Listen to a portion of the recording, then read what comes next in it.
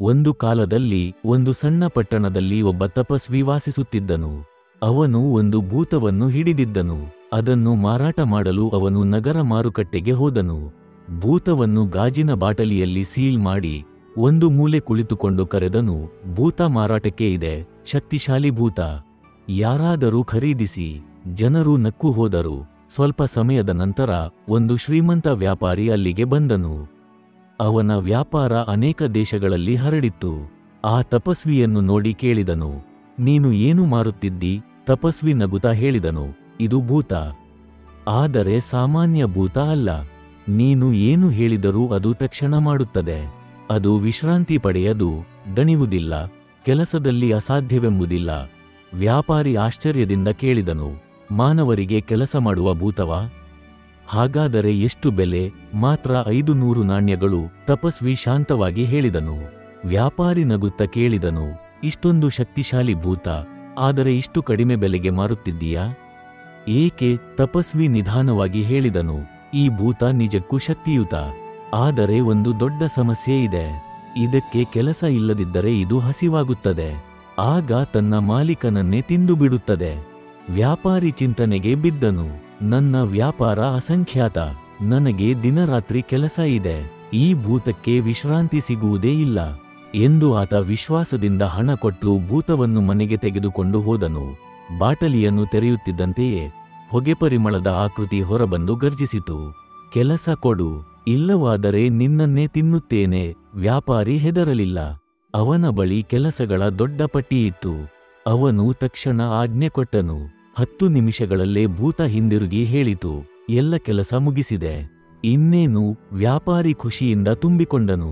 ಮತ್ತೆ ಕೆಲಸ ಕೊಟ್ಟನು. ಮತ್ತೆ ಭೂತ ಅದನ್ನು ಕೆಲವೇ ನಿಮಿಷಗಳಲ್ಲಿ ಮುಗಿಸಿತು.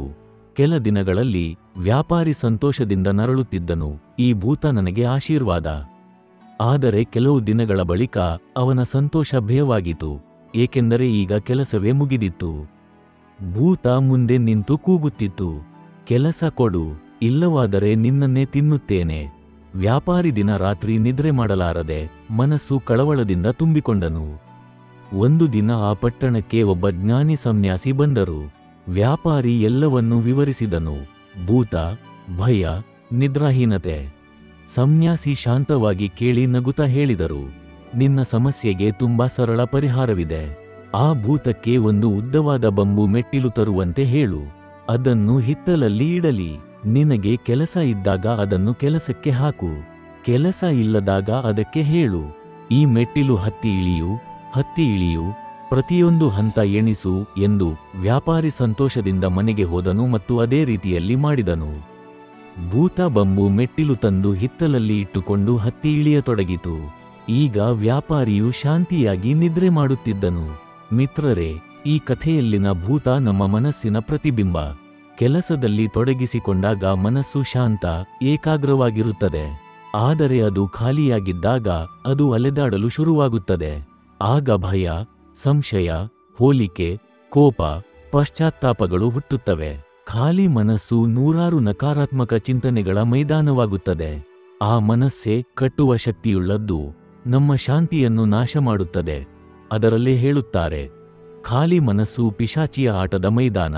ಈ ಕಥೆಯಲ್ಲಿನ ಬಂಬು ಮೆಟ್ಟಿಲು ನಮ್ಮ ಉಸಿರಾಟದ ಸಂಕೇತ. ಸನ್ಯಾಸಿ ಹೇಗೆ ಭೂತಕ್ಕೆ ಮೆಟ್ಟಿಲು ಹತ್ತಲು ಹೇಳಿದರು, ಹಾಗೆಯೇ ನಾವು ಕೂಡ ಮನಸ್ಸು ಅಲೆದಾಡಿದಾಗ ಉಸಿರಿನ ಮೇಲೆ ಗಮನ ಕೊಡಬೇಕು. ನಮ್ಮ ಉಸಿರನ್ನು ನಿಧಾನವಾಗಿ ಗಮನಿಸಬೇಕು, ಒಳಗೆಳೆಯುವಾಗ, ಹೊರಬಿಡುವಾಗ. ಈ ಸರಳ ಜಾಗೃತಿ ಮನಸ್ಸಿಗೆ ಶಾಂತಿಯನ್ನು ತರುತ್ತದೆ. ಇದು ಅತ್ಯಂತ ಸುಲಭವಾದ ಧ್ಯಾನ, ಆದರೆ ಅತ್ಯಂತ ಶಕ್ತಿಯುತವಾದುದು. ಆದ್ದರಿಂದ ನೆನಪಿಟ್ಟುಕೊಳ್ಳಿ, ಶಾಂತಿಯ ರಹಸ್ಯ ಮನಸ್ಸನ್ನು ನಿಲ್ಲಿಸುವುದಲ್ಲ, ಅದನ್ನು ದಾರಿ ತೋರಿಸುವುದೇ. ಉಪಯುಕ್ತ ಕಾರ್ಯದಲ್ಲಿ ಮನಸ್ಸನ್ನು ತೊಡಗಿಸಿಕೊಳ್ಳಿ ಅಥವಾ ಉಸಿರಿನ ಮೇಲೆ ನೆಟ್ಟಗಿಡಿ. ಏಕೆಂದರೆ ಏಕಾಗ್ರ ಮನಸ್ಸು ದೈವಿಕ, ತೊಡಗಿಸಿಕೊಂಡ ಮನಸ್ಸು ಶಾಂತ, ಆದರೆ ಖಾಲಿ ಮನಸ್ಸು ಪಿಶಾಚಿ.